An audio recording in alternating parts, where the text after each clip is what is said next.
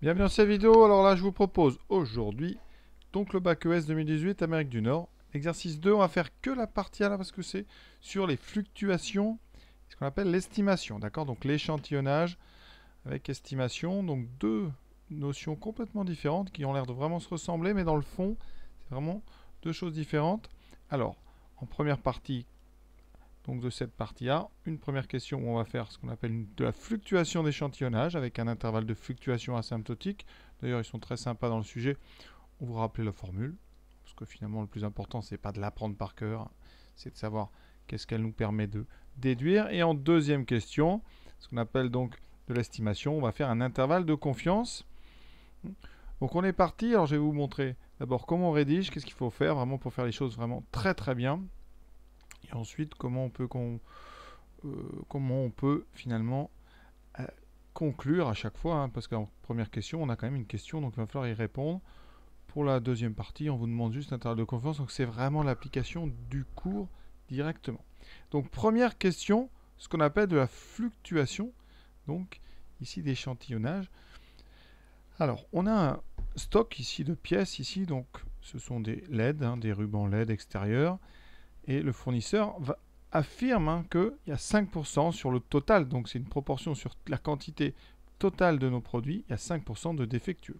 Donc ça va ici être très important, on a la proportion globale. Et on va essayer de voir si cette proportion, finalement, elle est raisonnable ou pas, est-ce qu'on peut le croire. Voilà. Et pour ça, on va tester. On va tester, donc en partie A, on va prendre 400 rubans, et on va regarder déjà, et on trouve que sur ces 400, on a 25 qui sont défectueux. Est-ce que, avec ces petits échantillons, on peut remettre en cause ou pas les 5% annoncés par le fournisseur? Donc on va partir des 5%. Alors ce 5%, c'est la proportion donc, dans la population globale. Donc c'est 0,05. Voilà. Ensuite, on prélève au hasard 400 rubans. Donc ça, c'est la taille des échantillons qui nous permettent justement de faire une étude un petit peu plus précise. Donc n égale 400. Voilà. Et, on va, pour l'instant, ne pas utiliser le 25 ici. On utilise juste n et p. C'est un peu de la loi binomiale. C'est-à-dire que cet intervalle de confiance ici, au seuil de 95%, il provient de tout le cours que vous avez fait dans sur la loi binomiale. Et on sait que 95% des échantillons, c'est calculé ça, hein, on sait que 95% des échantillons vont appartenir à un intervalle ici, qui s'appelle l'intervalle de fluctuation asymptotique, dont on vous rappelle les formules. Donc votre travail, c'est de calculer cet intervalle et de vérifier que vous avez le droit de le faire. Alors, la première chose, c'est quelles sont les conditions. Quelles sont les conditions pour lesquelles on a le droit de faire un intervalle de fluctuation au seuil de 95? Donc il y a trois conditions. Tout d'abord, la taille de l'échantillon doit être supérieure à 30. Ensuite, le produit entre n et p doit être plus grand ou égal à 5. Et le produit entre n et 1 moins p doit être supérieur ou égal à 5. Donc ça, c'est nos trois conditions.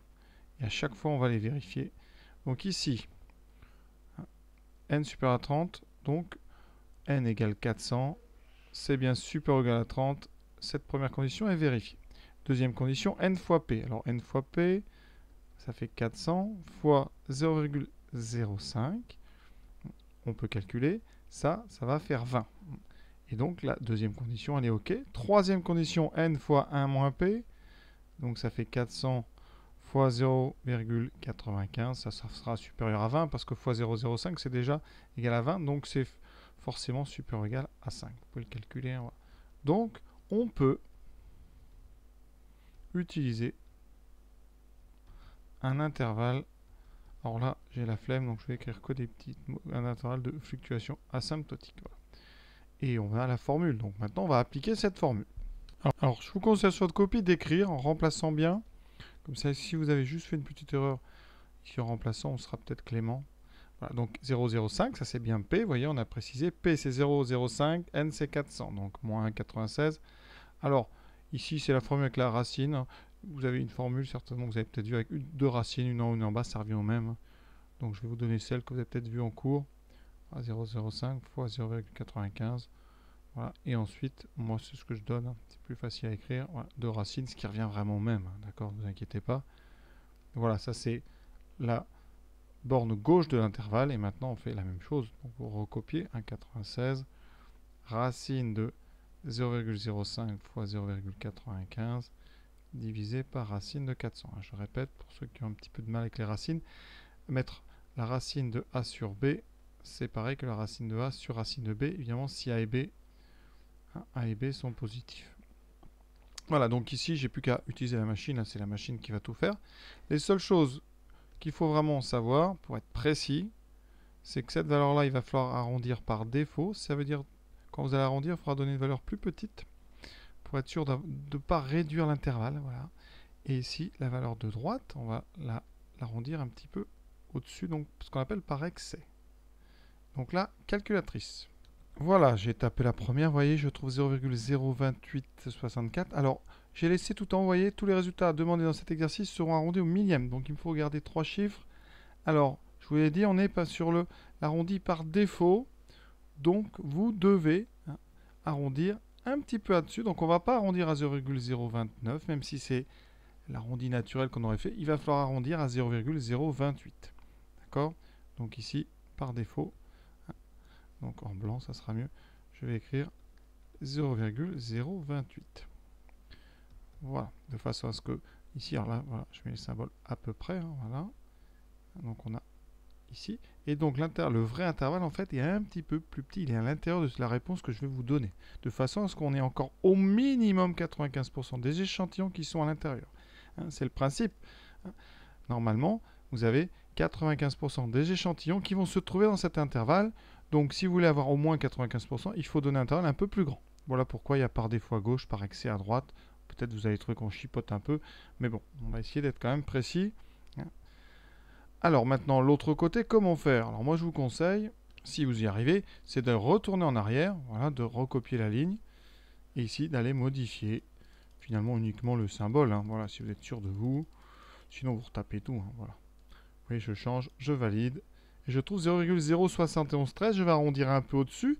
Et je vais donc arrondir, vous avez compris, par excès. Je ne vais pas dire 0,071, mais 0,072. Voilà, 0,072. Alors ça, c'est donc mon intervalle de fluctuation asymptotique au seuil de 95%. Je vais retraduire une fois ce que cet intervalle en fait peut vous apporter. C'est un intervalle de fréquence. Ça veut dire ici bien que 95% des échantillons, au moins, parce que là on a agrandi un petit peu oui, avec nos arrondis, ont une fréquence, alors ici c'est une fréquence de quoi? Fréquence de défectueux, une fréquence de défectueux. Alors les échantillons, pardon, j'ai oublié, de taille 400, d'accord, puisqu'on a obtenu cet intervalle avec des échantillons de taille 400, on a pris n égale 400. Donc 95% des échantillons de taille 400 ont une fréquence de défectuosité comprise entre, alors si je mets en pourcent, entre 2,8% et 7,2%. Voilà. Maintenant, notre échantillon à nous, c'est là qu'intervient et seulement maintenant que va intervenir le 25. Qu'est-ce qu'on a dans notre échantillon? On va donc calculer la fréquence de notre échantillon, donc FE ou F si vous voulez. Alors pour ça, on fait 25 défectueux sur 400. Alors 25 sur 400, ça tombe à peu près juste, je pense. On divise tout par 25. 400, c'est quoi? 16 fois 25, donc c'est 1/16e. Et 1/16e, alors bon, vous pouvez prendre la machine, mais 1/16e, c'est quelque chose qu'on connaît en mathématiques. C'est 0, ici 0,625, d'accord? Parce que 16 fois 6,25, ça fait 100. Bon, sinon, vous prenez la machine, ne vous embêtez pas. Et donc, ça me donne ici une fréquence de 6,25%. Alors, eh bien, si tout se passe bien ici, eh bien, est-ce qu'on regarde en fait si notre fréquence est bien dans l'intervalle? Or, ici, ben, cette valeur FE, 6,25, elle est bien, elle appartient bien à l'intervalle. Donc ici, 0,028, 0,072, c'est-à-dire l'intervalle 2,8%, 7,2%. Donc, conséquence, eh bien, on n'a aucune raison de douter de ce que nous a dit le fournisseur.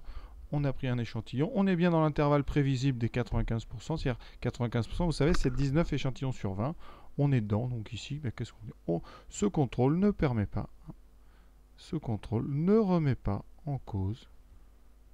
Donc là, vous prenez la phrase, que vous la mettez de façon positive, donc ce ne remet pas en cause l'affirmation du fournisseur. Donc on peut très bien, finalement, accepter qu'il y ait bien 5% défectueux. Voilà. Alors, qu'est-ce qui peut se passer? Si on n'est pas dedans, si on avait trouvé par exemple 45% défectueux, on aurait pu dire, oh, c'est quand même bizarre, 40% défectueux, j'attendais en majorité des échantillons à 5, entre 2,8 et 7,8%, donc ce contrôle, eh bien, ici, remet en cause l'affirmation. Ça permet de mettre un doute, d'accord? Évidemment, rien n'est prouvé, parce que vous pouvez très bien avoir un échantillon qui, par malheur, contient beaucoup de défectueux, mais ça fait partie, évidemment, des aléas, justement, de l'échantillonnage. Donc voilà, cette partie A. Je pense avoir été assez complet. Donc maintenant, on va passer à la question 2 de cette partie A. Donc, une notion différente, certains mélangent les deux, ça s'appelle l'estimation. Dans cette partie, on va étudier les autres LED, ce qu'on appelle ici les LED intérieurs. Donc là, cette fois-ci, différence, le fournisseur ne nous a rien dit. Tout à l'heure, on nous avait dit qu'il y avait 5% défectueux pour les extérieurs. Ici, rien du tout. Vous n'avez aucune idée quand vous achetez de ce qui peut vous arriver. Donc, vous allez essayer de vous faire une idée avec un petit échantillon ici de 400. Voilà. Donc, vous prenez votre échantillon à vous. Donc, échantillon, voilà, on calcule ce qui se passe pour notre échantillon. Donc, on a 38 défectueux sur 400. Ici, on va donc calculer cette fréquence. On va l'arrondir au millième, puisque dans le texte, on nous demandait de tout arrondir au millième. Donc, je prends la calculatrice. Je trouve un nombre rond, 0,095. Donc, je n'ai même pas besoin d'arrondir. Voilà, 0,095, qui fait que dans notre échantillon, il y a 9,5% de pièces défectueuses. Alors, est-ce qu'on peut, grâce à ça, donner une prévision du stock total? Voilà, est-ce qu'on peut dire que dans le stock, il y a 9,5? Est-ce qu'on peut dire qu'il y a 15? Est-ce qu'il peut y avoir 20%? On va faire ce qu'on appelle un intervalle de confiance. Alors, un intervalle de confiance, c'est moins fiable, évidemment, qu'un intervalle de fluctuation, parce que vous vous servez d'un échantillon pour le faire. Alors, si votre échantillon est pourri, votre intervalle sera très peu fiable. C'est pour ça qu'on n'est pas du tout dans la même théorie. Ça s'appelle donc de l'estimation. On va estimer, voilà. Et donc, la formule, par contre, c'est une formule qu'on voit en secondes. Donc, il y a une version asymptotique de cette formule, mais au programme de terminal ES et S, on n'a que la version simple, c'est-à-dire ici f moins 1 sur racine carrée de n, et f plus 1 sur racine carrée de n. Donc il y a deux paramètres. Ici n, c'est comme précédemment la taille de l'échantillon. D'accord. Et f, par contre ici, on ne prend pas la lettre P. Tout à l'heure c'était la proportion globale. F, ça sera donc la fréquence de notre échantillon. Et comme pour la première question, normalement, si on fait bien son travail, on doit vérifier les conditions. Les conditions, il y en a 3. Alors, elles sont les mêmes. Vous allez voir, ici, les conditions, normalement, il faut que n soit supérieur à 30, que n fois p soit plus grand que 5, et n fois, pardon, c'est pas np à chaque fois. Par habitude, je me trompe, c'est pas np, c'est nf, supérieur à 5, et n fois 1 moins f, supérieur aussi à 5, d'accord? Donc, comme en première question, vous voyez, on vérifie. Donc ici, 400, c'est bien supérieur à 30. Donc, première condition. OK, n fois f. Donc, on va faire 400 fois 0,095. Donc là, on va faire ça. Donc, fois 400, ça sera plus rapide. On trouve 38, d'accord? Donc ici, vous marquez égal 38. OK. 400 fois 0, donc ici, en fait, 1 moins ça, donc 1 moins ça, ça fait donc du 0,905, je suppose, oui, je dis pas de bêtises, non. On vérifie, parce que là, c'est un nombre qui va être beaucoup plus gros. D'ailleurs, si vous, c'est pas celle-là, c'est l'autre machine que j'ai choisie. Donc ici, alors si vous avez un doute avec les petites soustractions, il vaut mieux de toute façon assurer. Donc vous voyez, 0,905 et vous faites x 400. On trouve 362. Donc évidemment que c'est plus grand, parce que là, on a un tout petit nombre, on multiplie par un gros, donc là, on a plutôt que c'est bien supérieur ou égal à 5 largement. Donc nos trois conditions sont vérifiées. Donc on peut faire un intervalle, on peut faire un intervalle de confiance. On peut utiliser un intervalle de confiance au seuil de 95. Donc au seuil de confiance de 95. Voilà. Alors là, c'est plus court. Vous voyez, la formule est bien plus courte. Alors cet intervalle de confiance, je vais l'appeler IC pour ne pas le mélanger avec le précédent. Donc, qu'est-ce qu'on a? F 0,095 moins 1 sur racine de 400 et 0,095 plus 1 sur racine de 400. Alors, ça va être beaucoup plus court parce qu'on ne va pas l'utiliser. On vous demande juste de le donner. Donc, calculatrice. Voilà les calculs. Alors, les conditions d'arrondi sont les mêmes, sauf que là, on n'a pas besoin d'arrondir. Vous voyez, ça tombe à 3 chiffres après virgule juste. Donc, on n'a plus qu'à écrire. Donc, 0,045, 0,145. Donc, notre intervalle de confiance, donc c'est 0,045 et 0,145. Ce qui fait en pourcentage, si vous préférez, 4,5%, 14,5%. Donc on peut s'attendre, vous voyez, vraisemblablement, à une proportion globale de défectuosité entre 4,5 et 14,5%. Voilà, c'est tout ce qu'on peut dire. De toute façon, on ne vous demande pas d'interpréter, c'est difficile. Hein. C'est vraiment des chapitres difficiles sur le plan théorique. Mais surtout, vous devez vous comprendre vraiment les deux esprits différents. Première question, on part du global pour essayer de situer 95% des échantillons. C'est très précis. La confiance, c'est plus flou, vous avez bien vu. On prend un échantillon et donc tout dépend de votre échantillon. Hein, si vous tombez sur un échantillon qui n'est pas bon, vous aurez une estimation qui ne sera pas vraiment bonne. Donc voilà ce que j'avais à dire sur ça. Sinon, globalement, pour l'élève moyen, c'est quand même moyen et sérieux, c'est quand même des exercices rassurants. Vous avez juste 3 conditions qui sont tout le temps les mêmes. Des formules que vous devez connaître. Là, vous voyez, on les rappelle même. Donc voilà, pas d'inquiétude. Hein, vraiment, faites-en 2 ou 3. Et puis après, c'est toujours la même chose. Donc, la chose importante, c'est dans le texte, hein, de voir un petit peu. Alors, ici, pour comprendre, certains me disent, quand est-ce que je fais l'un, quand est-ce que je fais l'autre. De toute façon, à partir du moment où vous avez la proportion globale, on fait toujours un intervalle de confiance, un intervalle de fluctuation, hein, parce que c'est plus précis, voilà. Et en général, ici, vous voyez, de toute façon, pour éviter justement les élèves qui ne savent pas trop quoi faire, on essaie de plus en plus d'être précis dans les questions, hein, mais si vous avez la proportion du tout, il faut faire un intervalle de fluctuation asymptotique, à moins qu'on vous dise vraiment explicitement de faire de la confiance. Là, hein, vous voyez dans le texte, vous avez quoi? 438, vous n'avez rien d'autre. De toute façon, vous ne pourrez pas faire de la fluctuation.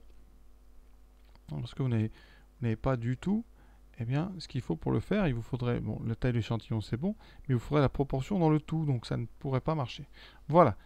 Je parle, on va s'arrêter là. J'espère que je ne vous ai pas trop ennuyé. Donc, à bientôt sur d'autres corrigés. Hein. Je vais essayer de tout faire, mais c'est pas facile hein, parfois. Voilà. Bon courage dans vos révisions, évidemment. Hein, n'arrêtez pas de travailler. Tout se joue aussi jusqu'à la fin. Vraiment, on peut comme ça progresser assez vite sur ce genre de petits chapitres. Voilà. Par les fonctions, c'est plus dur, mais ça, voilà. Allez, à ciao.